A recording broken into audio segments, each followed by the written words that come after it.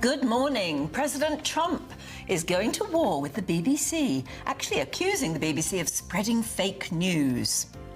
We're going to walk down to the Capitol, and I'll be there with you, and we fight. The White House has accused the broadcaster of deliberate dishonesty, condemning the way a Panorama documentary edited a speech made by the US president.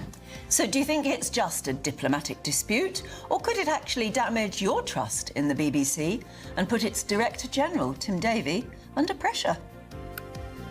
Labour MPs are reportedly plotting against the Prime Minister, sparking fresh doubts over how much longer he can cling on to power.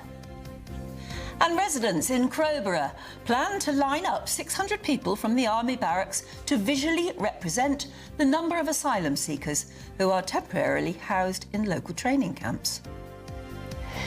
Congress calls Andrew Mountbatten Windsor to a committee investigating paedophile financier Jeffrey Epstein.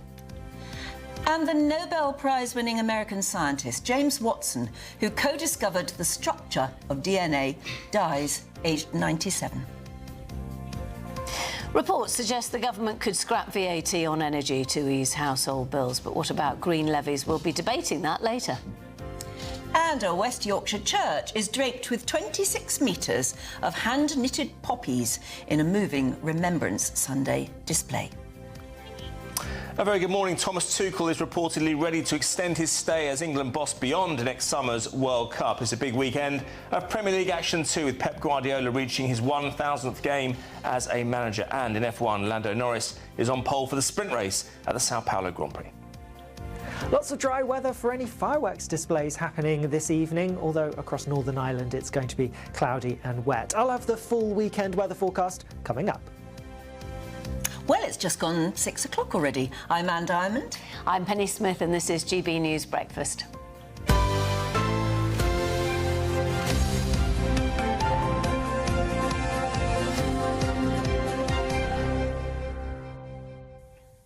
Yeah. Well, here we are. Do you find that we ought to get it out of the way first? That do you find that when you've worked in breakfast television, as both you and I have, people imagine you've always worked together, and this is the first time I've ever sat next to you on a It is the first time we have ever worked together. It was a question I asked you this morning. It was a question I asked you this morning. That's right. I know, but it was I was surprised. So imagine that we all coexisted at the same time. I know, that there was a kind of breakfast house that we all lived in, Yeah. and then we were shouting at each other periodically. Did it Sorry, feel was like it that bran from time flakes to for time? you or Cocoa Pops and that sort of thing Yeah. before we went on air? Yes, and whether you buttered your toast to the very edges. That used to be a very big bone of contention, was that sometimes you used to get people...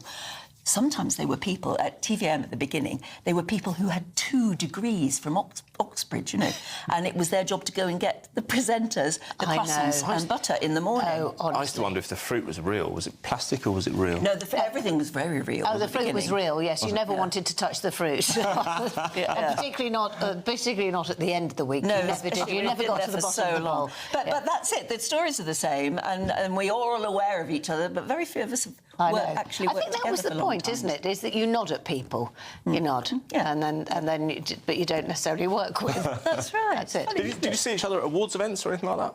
Well, I think I've seen Bumped into each other. And exactly. You must have met before. Oh, yeah, we've met good. before. No, we never worked together. She's a lot younger than me. Yes, I'm about. Yes, indeed. DNA, what does DNA stand for? I don't know. It came up in a quiz that I did about 18 months ago, presented by Sean Wallace from The Chase. Luckily, even though I didn't know, I had a science teacher on my table, and he got us out of jail. We finished about 4th and got a small cash prize. Is it deoxy something? Deoxy... Yeah. Ribo... Right. Nucleic acid. I think I've left of something out. Deoxyribo something nucleic acid. But anyway, this man has just died at the age of 97, so good life. He had the double. He discovered the double helix. And actually, when people say that, and I go, the double helix. Yeah. No, and you think, why was that important? It clearly very much was. Yeah. Right. Now, you wanted to say something about the weather. No, I just wanted to briefly just comment about the fact that it's unseasonably warm, and I was on the tube yesterday and you could tell the people who'd looked at the temperature and the people who'd gone, it's November and therefore it is cold, because there were people in jumpers who looked like they were in saunas and people in sort of virtually T-shirt and shorts who'd obviously looked at the temperature. I went to football the other night, there were people in shirt sleeves. I couldn't believe it. Exactly. Oh, Couldn't believe it. Bonfire night. Oh, well, the sun's not shining enough for me anyway. Yeah, So, exactly. right, to our top story this morning.